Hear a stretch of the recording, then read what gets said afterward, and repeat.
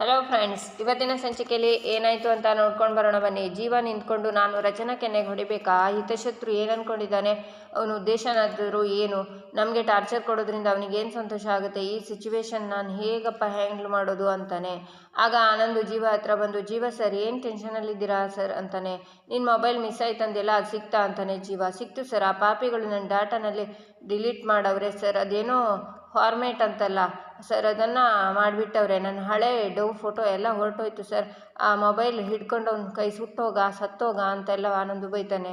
ನಿನ್ನ ಮೊಬೈಲ್ ಎಲ್ಲಿ ಸಿಕ್ತು ಅಂತಾನೆ. ಜೀವ, ಕಾಂಪೌಂಡ್ ಮೇಲೆ ಇಟ್ಟು ಹೋಗಿದ್ರಂತೆ ಸರ್, ಸೆಕ್ಯೂರಿಟಿ ತಂದು ಕೊಟ್ಟ. ಜೀವ ಸರ್, ಅಲ್ಲಿ ನೋಡಿ ನೋಡಿ ಅಂತ ರಚನನ ತೋರಿಸ್ತಾನೆ ಆನಂದು. ಅವಳು ಟ್ರೆಡಿಷನಲ್ ಡ್ರೆಸ್ಸಲ್ಲಿ ತುಂಬ ಚೆಂದ ಕಾಣ್ತಾ ಇರ್ತಾಳೆ. ಜೀವ ಅವಳನ್ನು ನೋಡಿ ಕಳೆದು ಹೋಗ್ತಾನೆ. ಸರ್ ಬನ್ನಿ ಸರ್, ಕರಿತವ್ರೆ ಅಂತ ಜೀವನ ಆನಂದು ಕರ್ಕೊಂಡು ಹೋಗ್ತಾನೆ. ಜೀವ ಕೆನ್ನೆಗೆ ಹೊಡಿದೇ ಇದ್ರೆ ತಾಳಿಶಾಸ್ತ್ರದ ವಿಡಿಯೋನ ರಿಲೀಸ್ ಮಾಡ್ತೀನಿ ಅಂತ ಹಿತಶತ್ರು ಮೆಸೇಜ್ ಮಾಡಿದನಲ್ಲ, ಏನು ಮಾಡೋದು ಇವಾಗ ಅಂತಾಳೆ ರಚನಾ.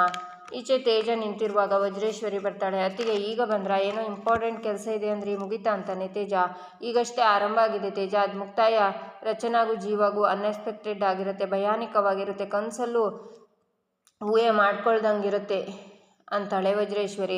ನೀವು ಕೊಡ್ತಿರೋ ಬಿಲ್ಡಪ್ ನೋಡಿದರೆ ಎಕ್ಸೈಟಿಂಗ್ ಆಗಿದೆ ಅತ್ತಿಗೆ, ಆ್ಯಕ್ಚುಲಿ ಗೇಮ್ ಪ್ಲ್ಯಾನ್ ಏನು ಅಂತಾನೆ ತೇಜ. ಸಮಯ ಬಂದಾಗ ಗೊತ್ತಾಗುತ್ತೆ, ನಾನು ಇಲ್ಲೂ ಬರೋಕ್ಕೂ ಮುಂಚೆ ಇಲ್ಲೇನಾದರೂ ಇಶ್ಯೂಸ್ ಆಯಿತಾ ಅಂತಾಳೆ ವಜ್ರೇಶ್ವರಿ. ಮತ್ತ್ಯಾಕೆ ಒಳ್ಳೆ ಫ್ಲಾಪ್ ಸಿನಿಮಾ ಪ್ರೊಡ್ಯೂಸರ್ ತರಹ ಯೋಚನೆ ಮಾಡ್ಕೊಂಡು ನಿಂತಿದ್ಯಾ ಅಂತಾಳೆ.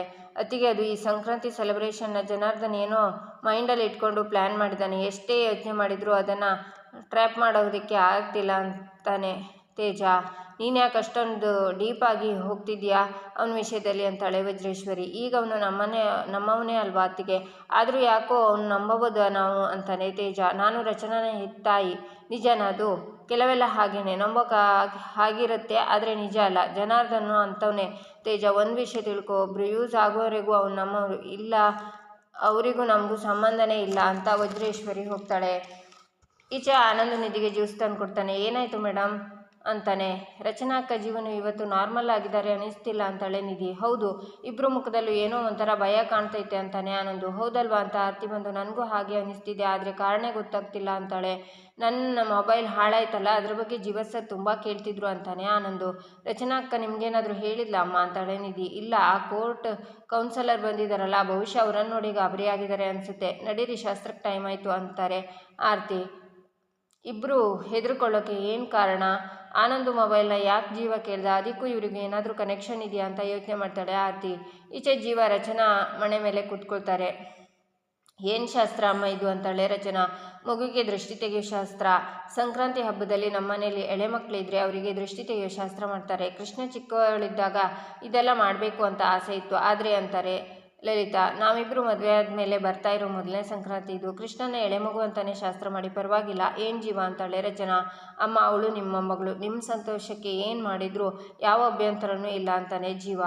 ಕೃಷ್ಣ ಪುಟ್ಟ ಬಂದು ಅಪ್ಪ ಅಮ್ಮನ ಮಡಲಲ್ಲಿ ಕೂತ್ಕೋ ಅಂತಾರೆ ಲಲಿತಾ. ನಂತರ ಆರತಿ ಮಾಡಿ ಶಾಸ್ತ್ರ ಮಾಡ್ತಿರುವಾಗ ರಚನಾ ಜೀವ ಇಬ್ಬರಿಗೂ ಮೆಸೇಜ್ ಬರುತ್ತೆ.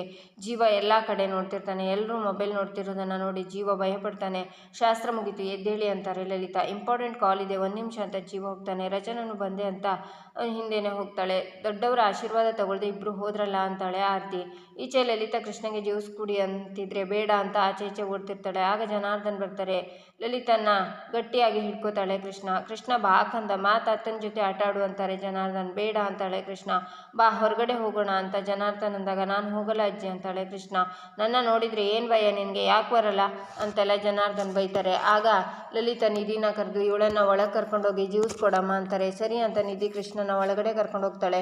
ಈ ನಿಮ್ಮ ಕೋಪನೇ ಅವಳು ನಿಮ್ಮಿಂದ ದೂರ ಇಟ್ಟಿರೋದು. ಮೊಮ್ಮಗಳು ಅನ್ನೋ ಮಮಕಾರಕ್ಕಿಂತ ಅವಳ ಅಪ್ಪನ ಮೇಲಿನ ದ್ವೇಷನೇ ಜಾಸ್ತಿ ಕಾಣುತ್ತೆ ನಿಮ್ಮಲ್ಲಿ ಅಂತಾರೆ ಲಲಿತಾ.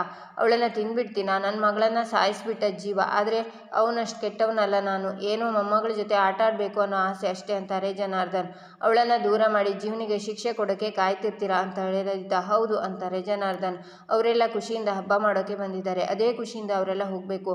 ನಿಮ್ಮ ಕೆಟ್ಟ ಬುದ್ಧಿನ ತೋರಿಸ್ಬೇಡಿ ಅಂತ ಲಲಿತಾ ಅಲ್ಲಿಂದ ಹೋಗ್ತಾರೆ. ಇನ್ನು ಸ್ವಲ್ಪ ಹೊತ್ತು ಕೃಷ್ಣ ಇಲ್ಲಿಂದ ಮಾಯ ಆಗ್ತಾಳೆ, ಯಾರ ಕಣ್ಣಿಗೂ ಕಾಣಿಸಲ್ಲ ಅಂತಾರೆ ಜನಾರ್ದನ್.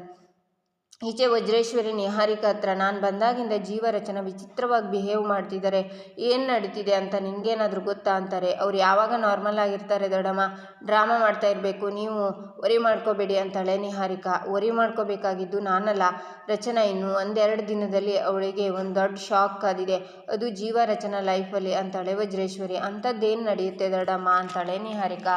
ಈಚೆ ಎಲ್ಲರೂ ಅಂತ್ಯಾಕ್ಷರಿ ಆಡ್ತಿರ್ತಾರೆ. ಜನಾರ್ದನ್ ಹಾವಿನ ದ್ವೇಷ 12 ವರ್ಷ ಅಂತ ಹಾಡ್ತಾನೆ.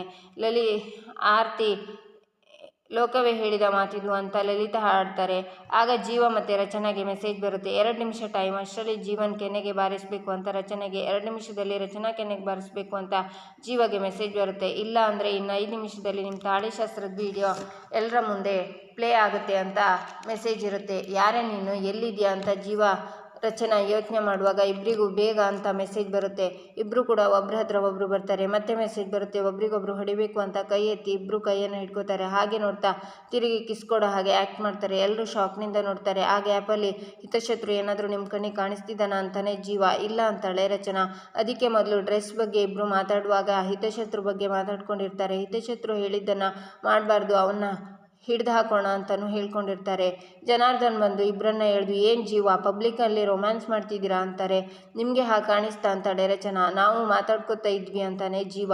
ರಚ್ಚು ನಿಮ್ಮಿಬ್ಬರಿಗೂ ಏನಾಗಿದೆ ಅಂತಾಳೆ ಆರತಿ. ಮತ್ತೆ ಜೀವ ರಚನನ್ನ ಎಳೆದು, ಕಣ್ಣನ್ನು ಶಾರ್ಪಾಗಿ ಇಟ್ಕೊಂಡಿರಿ ಅಂತಾನೆ. ಹಾಂ ಅಂತಾಳೆ ರಚನಾ. ಬಿಡಿ ಜೀವ, ಅಕ್ಕನ್ನ ನೋಡಿ ಹೇಗೆ ಕೋಪದಲ್ಲಿದ್ದಾರೆ ಅಂತಾಳೆ ಆರತಿ. ನನ್ನ ಮಾತನ್ನು ಕೇಳ್ದಿದ್ದಕ್ಕೆ ಈಗ ಶಿಕ್ಷೆ ಜಾರಿ ಅಂತ ಮೆಸೇಜ್ ಬರುತ್ತೆ. ಇಬ್ಬರು ಆಚೆ ನಿಂತ್ಕೋತಾರೆ. ಆಗ ವಜ್ರೇಶ್ವರಿಗೆ ಮೆಸೇಜ್ ಬರುತ್ತೆ. ಶಾಕ್ನಿಂದ ನೋಡ್ತಾಳೆ.